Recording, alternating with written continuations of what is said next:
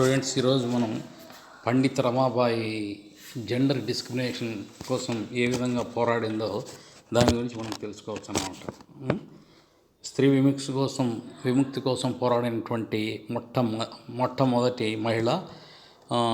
She was a great reformer. Then also she always fight for the discrimination for the women, and also she wants to get more priority to the women. So ఏంటంటే లింగ న్యాయం కోసము, సమాజ స్త్రీ గౌరవము మరియు సమాజత్వము, పురుషాధిక్యతమైనటువంటి సమాజంలో ఆమె ఏ విధంగా పోరాడినటువంటి తీరు, ఆమె ఒక మేధావి, మూఢనమ్మకాలకు వ్యతిరేకి. She always fight for the women rights అన్నమాట.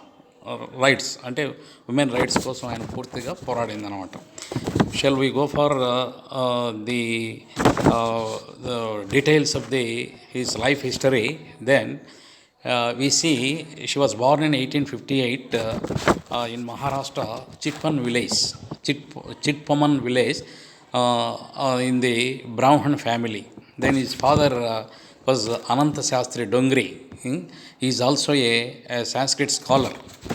అంటే తన తండ్రి అనంత శాస్త్రి డొంగ్రి, ఆయన సాంస్కృతికమైనటువంటి పండితుడు. 1858లో చిట్పమన్ అటువంటి మహారాష్ట్రలో ఒక బ్రాహ్మణ కుటుంబంలో తను జన్మించినాడు అనమాట.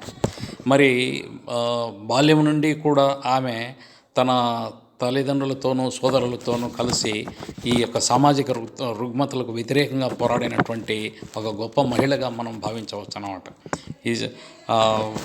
అదేవిధంగా ఆమె అనేకమైనటువంటి పోరాటాలు చేసింది. చైల్డ్ మ్యారేజెస్ని పూర్తిగా వ్యతిరేకించింది.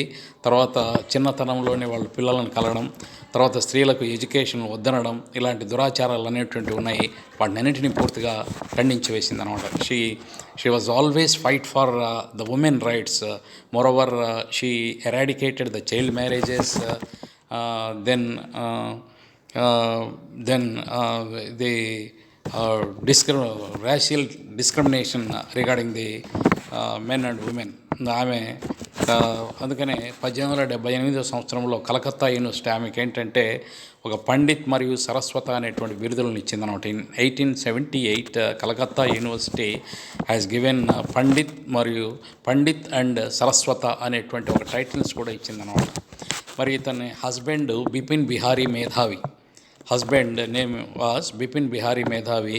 ఈమె ఒక శూద్ర వర్ణ బ్రాహ్మణ సమాజ సభ్యుడిని వివాహం చేసుకుంది. అయితే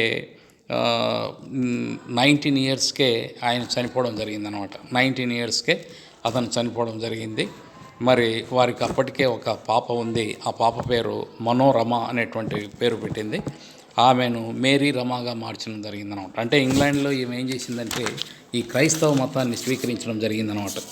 క్రైస్తవ మతాన్ని తీసుకొని తర్వాత ఏ విధంగా ఈ స్త్రీలు దీంట్లో ఎలా పోరాడుతున్నారు అనేటువంటి విషయాన్ని కూడా మనకు చెప్పడం జరిగిందనమాట. తర్వాత హై క్యాస్ట్ హిందూ ఉమెన్ అనేటువంటి ఒక పెద్ద గ్రంథాన్ని ఆమె రచించింది. ఆ గ్రంథంలో హిందువులు మహిళలు అల్పజీవులుగా ఏ